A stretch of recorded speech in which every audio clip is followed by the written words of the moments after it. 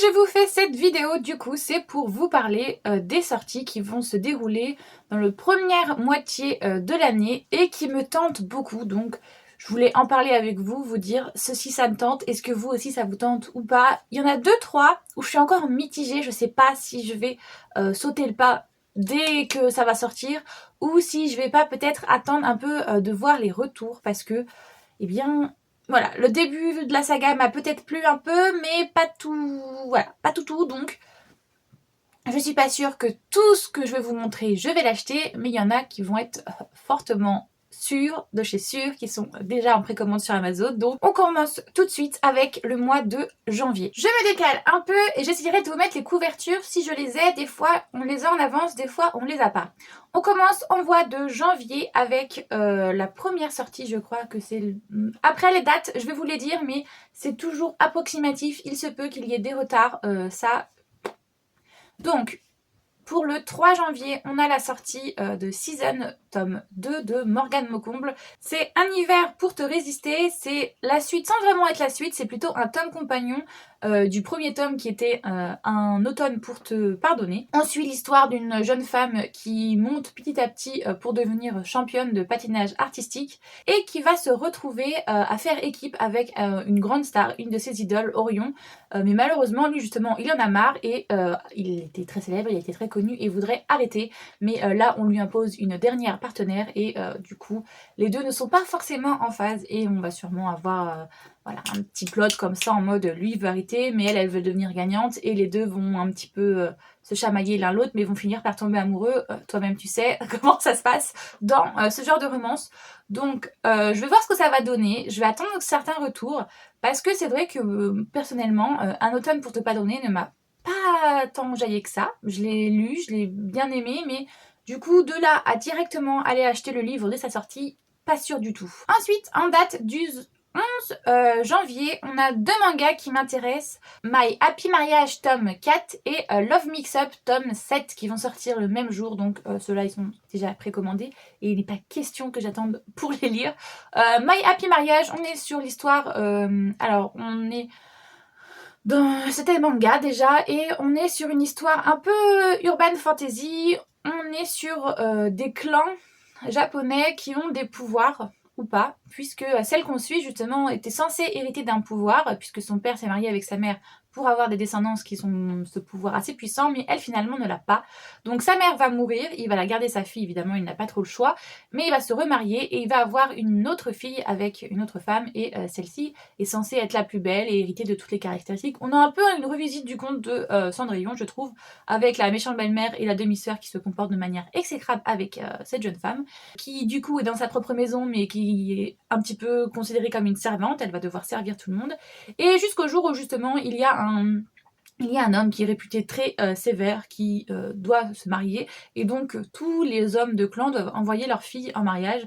Ça se passe très mal à chaque fois, il repousse toutes les femmes, il est très méchant avec elles, et donc toutes les nobles reviennent en mode c'est le pire des hommes, nanani nanana. Donc, ce père de famille va envoyer sa fille, mais son aînée, puisque eh bien, sa petite dernière est sa préférée, et il ne voudrait surtout pas l'envoyer à un monstre. Et comme l'autre, elle est sans pouvoir, eh bien, il la considère comme une moins que rien, et donc il dit au pire, s'il lui arrive quelque chose, c'est pas grave, je m'en fiche d'elle. Donc il va l'envoyer et finalement une petite romance va naître très doucement parce que vous voyez, on est au tome 4 et il n'y a pas eu de bisous, il n'y a pas eu d'embrassade et tout, mais on voit justement une relation commencer à naître puisqu'il se rend compte, l'homme qui va se marier, que cette jeune femme, elle n'est pas comme les autres justement. Elle n'est pas une noble, capricieuse, égocentrique, superficielle.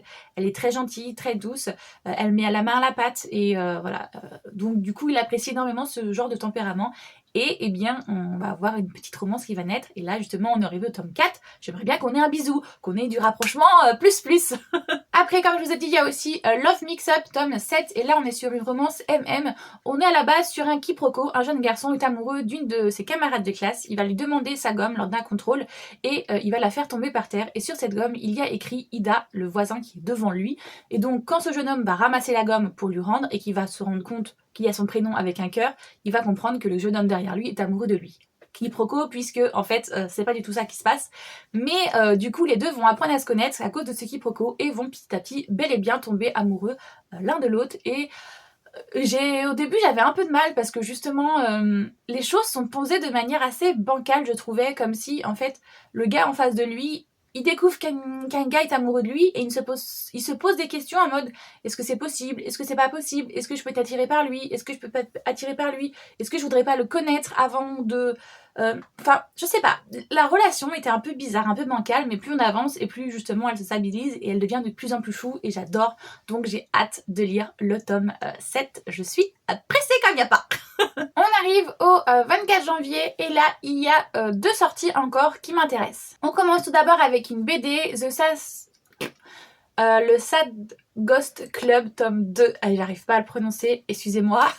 On est sur une BD assez douce mais triste en même temps, je sais pas comment l'expliquer. C'est l'histoire d'un petit fantôme qui est plutôt anxieux, dépressif et qui va essayer de retrouver d'autres personnes dans le même état d'esprit que lui pour former un club justement de personnes dépressives mais qui ensemble eh bien, vont essayer de se rendre la vie meilleure. Je sais pas comment l'expliquer ça mais c'est hyper doux mais en même temps sombre. C'est franchement c'est un bijou quand j'ai lu le premier tome et donc j'ai très hâte de lire le deuxième pour voir comment ça va avancer et qu'est-ce qui va se passer parce que pour le moment on ne suit que 2 personnes, enfin on en suit surtout une lors du premier tome et justement il va rencontrer quelqu'un et ils vont avoir l'idée de monter ce club. Donc j'aimerais voir si dans le tome 2 on va rencontrer d'autres personnes et tout, donc voilà, j'ai très hâte de voir la suite. À la même date on a Queen Council tome 3 au Royaume ou au Pays des Merveilles, je sais plus. On est du coup sur une réécriture de Jasmine. Je sais pas si vous allez les voir mais j'en ai quelques-uns ici, j'ai les 2 premiers, j'ai Queen Council tome 1, on est sur Rose éternelle je crois, donc c'est une réécriture de La Belle et la Bête. En gros c'est qu'est-ce qui se passe après La Belle et la Bête, comment Belle fait pour du coup régner entre guillemets sur le château et sur ses habitants, comment ça se passe, et ça a été placé dans un contexte historique assez particulier puisqu'on est au niveau de la Révolution française, donc il y a plein d'intrigues politiques et tout, c'est assez spécial, j'avais pas trop aimé. Après, on avait du coup Queen Council, le tome 2, pareil que j'ai ici. On est sur Mulan, justement, ce qui se passe après, après le dessin animé, en gros, après le Disney. Comment l'Empire va lui demander de devenir la reine, tout simplement, puisque l'empereur décide qu'elle est assez noble et assez fière pour devenir son héritière, donc elle va devenir la future impératrice, mais il y a tous les enjeux aussi du fait que en devenant impératrice, elle ne pourra pas se marier avec Chang, du coup, qui est un simple roturier. Enfin bref, il y a ce genre d'intrigue là. C'était pas mal. C'était pas transcendant, hein. Franchement, mais j'aime bien. Et puis c'est Disney, donc de toute manière, c'est toujours prenez mon argent, je vous le donne allègrement. Donc voilà, je vais sûrement acheter la suite, réclamer la suite. Je ne sais pas encore trop si je le mets dans mes cadeaux d'anniversaire pour le mois de juin ou si je l'achète... Oula, je vous ai tapé dedans. Ou si je l'achète dès sa sortie, mais voilà, je voulais vous prévenir qu'il y a cette suite qui sort et comme c'est un Disney, il y a de fortes chances que je l'achète. Ou en tout cas que je le réclame. Ensuite, on arrive au mois de février et là, accrochez aussi votre porte-monnaie parce qu'il va falloir dépenser votre argent, surtout le 7. Le 7, il y a plusieurs sorties qui personnellement m'intéressent. On a la sortie de la suite de l'extraordinaire apothicaire. On a le tome 6 qui sort, pour si vous ne savez pas de quoi je parle. L'extraordinaire apothicaire, c'est l'histoire de 2 jeunes femmes qui vont être... invoquées dans un monde où il y a besoin de saintes pour faire reculer en gros les démons, les créatures démoniaques, et normalement il n'y a qu'une seule fille qui est appelée puisque c'est elle qui vient de ce monde là pour... Enfin bref, il y a tout un délire, et là il y a eu une erreur, et il y en a 2 qui ont été appelées, une qui va directement être considérée comme la sainte et l'autre qui va être littéralement jetée aux orties, et celle qui va être jetée aux orties va essayer petit à petit de s'adapter à ce monde et va être recueillie par un ordre de chevaliers et tout, et va faire plusieurs trucs d'alchimie et va se rendre compte que en fait elle va justement apprendre les potions, les herbes magiques, comment ça fonctionne et tout, et les gens vont se rendre compte que quand c'est elle qui fabrique les potions, bizarrement elles fonctionnent beaucoup mieux. Donc est-ce que ça serait pas plutôt elle la sainte, est-ce qu'elle aurait pas de la magie? Et donc là on arrive à des moments où je peux pas trop vous spoiler parce que voilà, il s'est passé évidemment énormément de choses, mais j'ai très hâte de voir le tome 6 pour voir justement la résolution, je pense, de certaines intrigues, de certains trucs où on aura la confirmation sur celui-là, et aussi les love interest, parce que là, il y en a pour le moment plusieurs qui nous ont saupoudrés, mais on ne sait pas vers qui aller en fait. On ne sait pas sa préférence à elle, donc j'aimerais bien qu'on soit un peu plus aiguillés, voir vers où ça va, et du coup voilà. Le 7 février, on continue avec encore de Disney, bien sûr, toujours. On a la série Les Princes qui est sortie, on avait le premier avec Eric, le prince des mers, et là on va avoir le tome 2 qui va sortir avec Philippe, c'est sur Philippe, et donc sa vision, je pense, de ce qui s'est passé durant le Disney. Je n'ai pas encore lu le tome 1, mais je suis censée le lire au mois de janvier, donc je me dis au mois de février, il y a possibilité que je l'achète dès sa sortie, comme ça j'aurai la suite. Hein, vous captez? Donc je sais juste que moi, comme je vous ai dit, Disney, prenez mon argent. Toujours le 7 février, vous le savez, c'est une sortie qui est énormément attendue. Je vais pas le prononcer, je m'en fous. Force Wings. Vous le prononcez comme vous voulez, le tome 1 sort du coup aussi le 7 février avec une magnifique édition que nous a préparée Hugo Roman. Voilà, on va dire que très clairement c'est de la romantécie. On est sur l'histoire d'une jeune femme qui n'était pas destinée à devenir dragonnière, mais qui par un mauvais jeu du sort va le devenir et va devoir passer des épreuves pour justement devenir dragonnière. Et c'est en gros, soit elle se fait accepter par un dragon et elle devient dragonnière, soit elle meurt très clairement, donc elle n'a pas le choix. Voilà, on sait tous que ce titre a fait énormément couler d'encre et on est très content de le voir arriver, surtout dans cette magnifique édition que je vais m'empresser d'acheter dès sa sortie.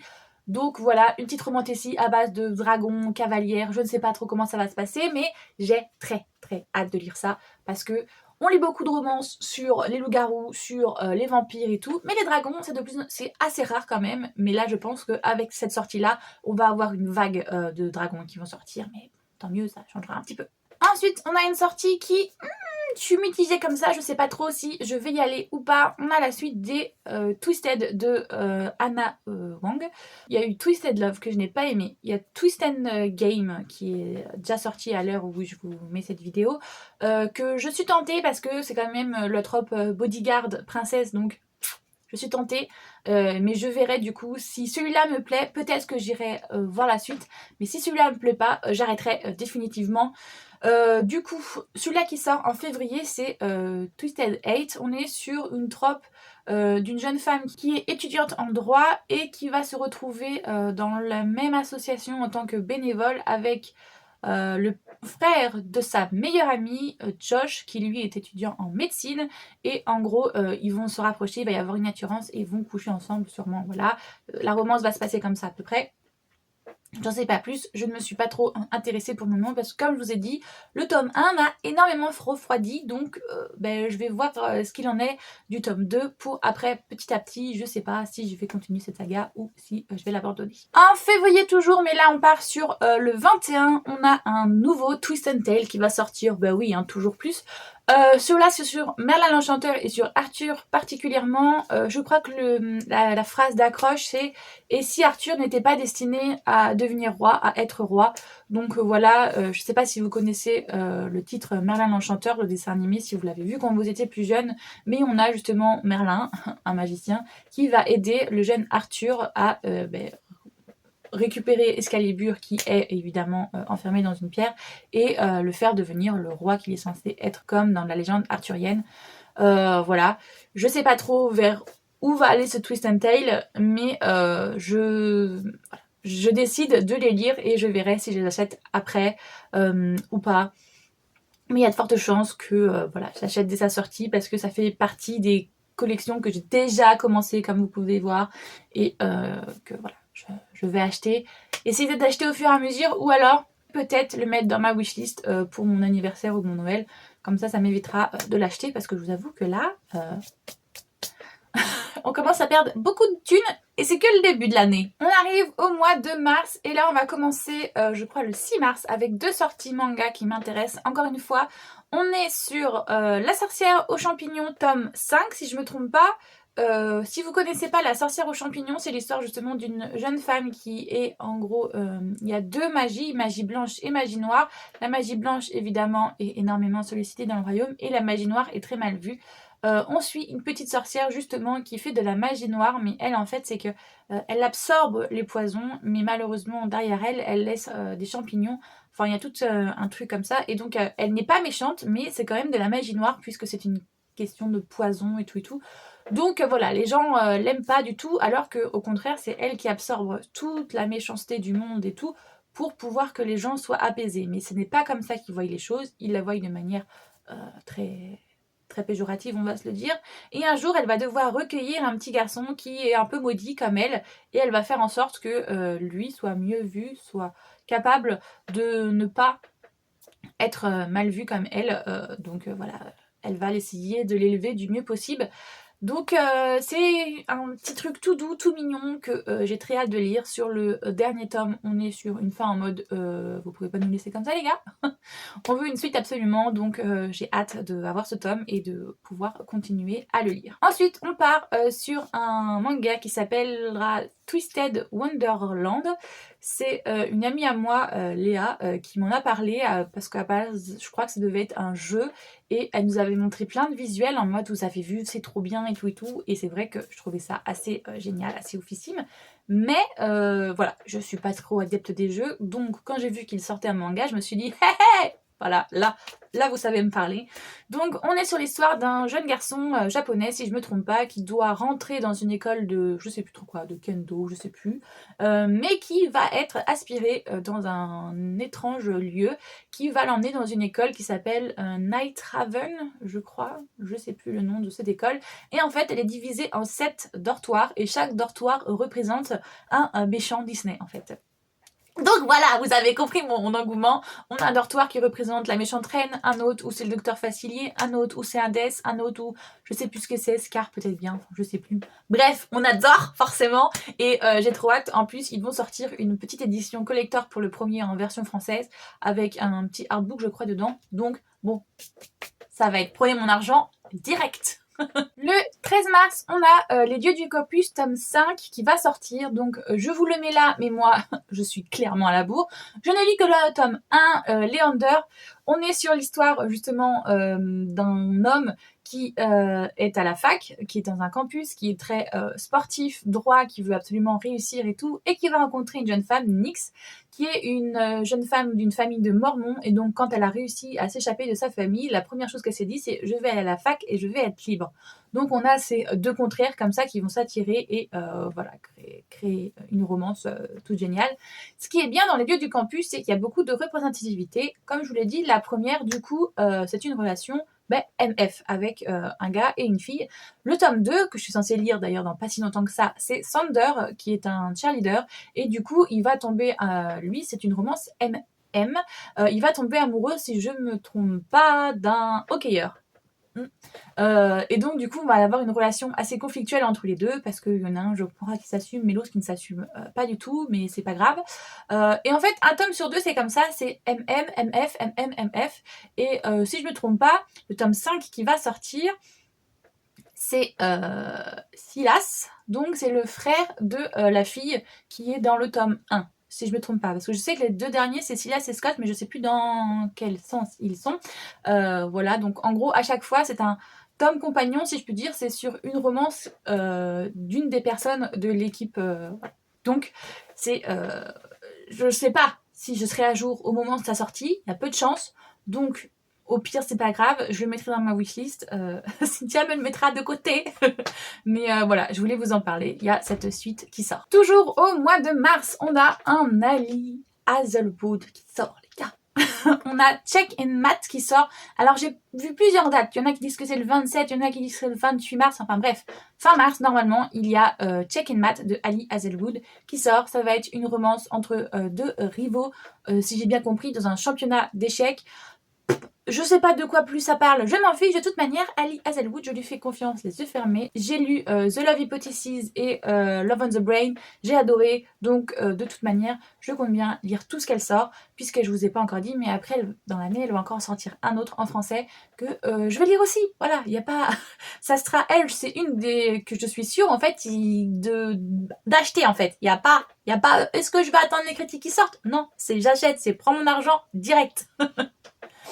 Donc voilà, comme je vous ai dit, on va avoir un petit Enemies to Lover dans un championnat d'échecs, je pense. Donc j'ai très hâte de lire ça. Ensuite, on arrive en avril. Il y a deux deux livres que j'attends avec mais impatience, mais de fou malade. On a La Passeuse de mots tome 4 qui sort le 5 avril et je peux vous dire que là j'ai hâte de ouf puisque on est sur une fin dans ce tome 3 qui m'a vraiment laissé un peu en mode ah ouais, tout ça pour ça.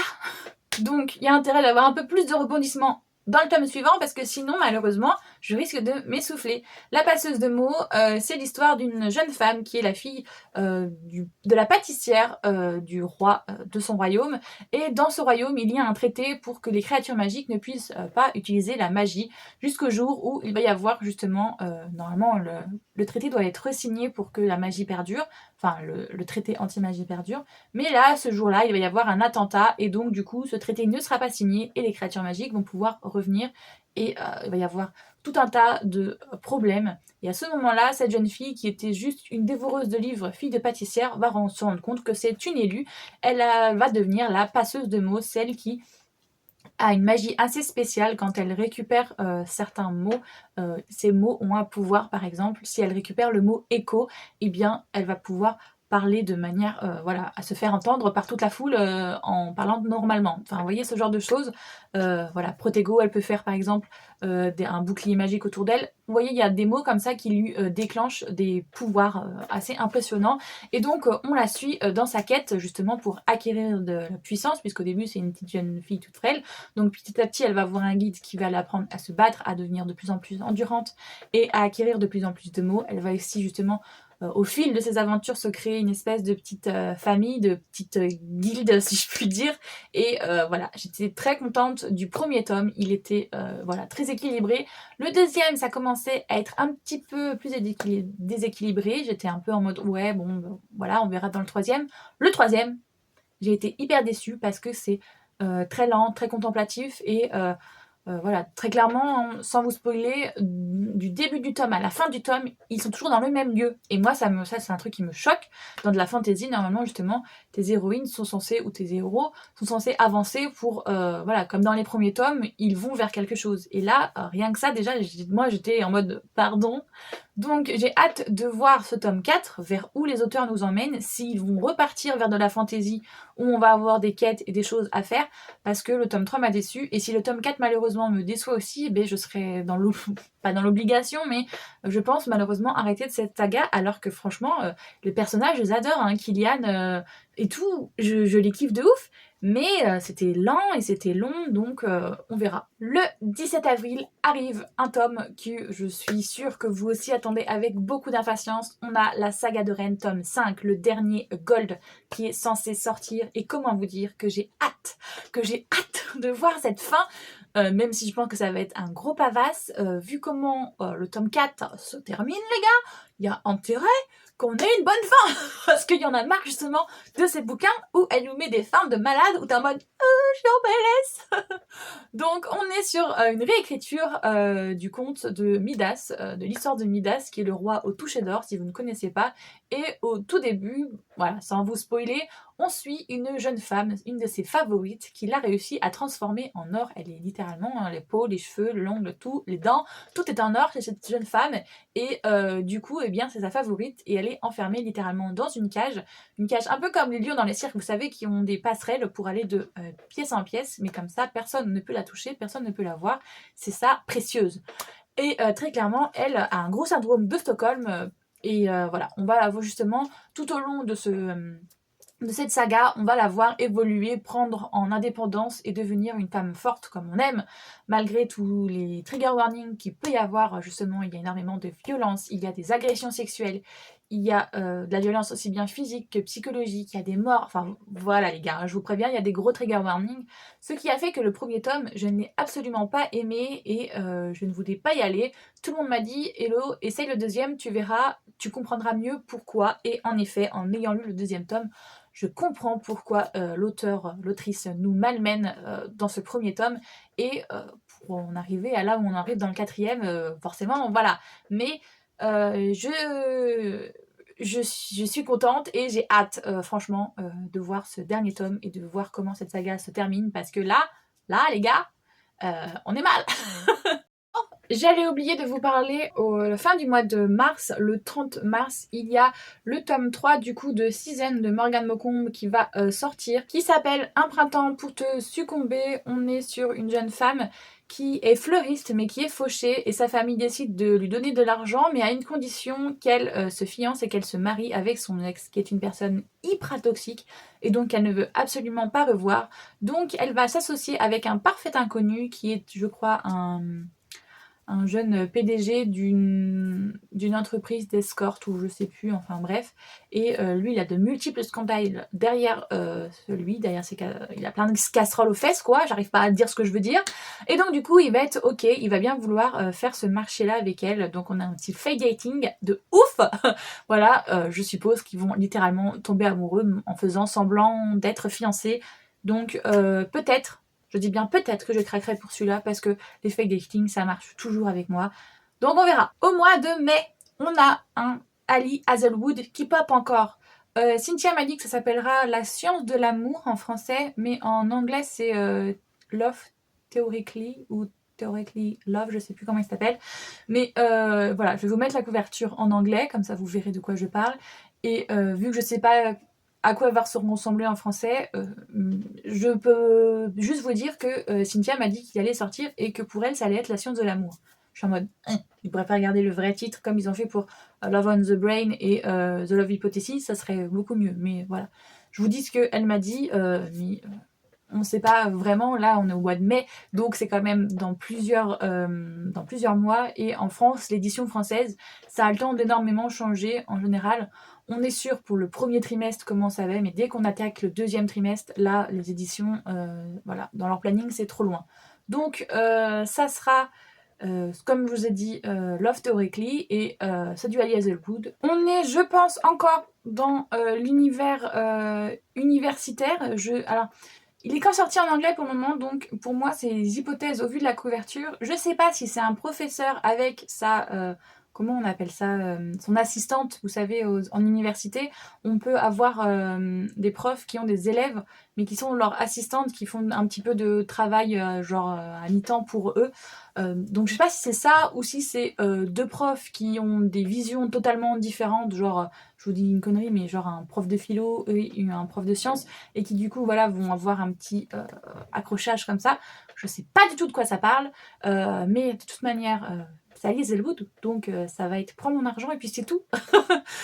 Il y a peut-être du fake dating, je sais pas, mais en tout cas, je sais que je vais aimer, il y a aucune raison que je n'aime pas. Tout ce qu'elle écrit, c'est de la bombe.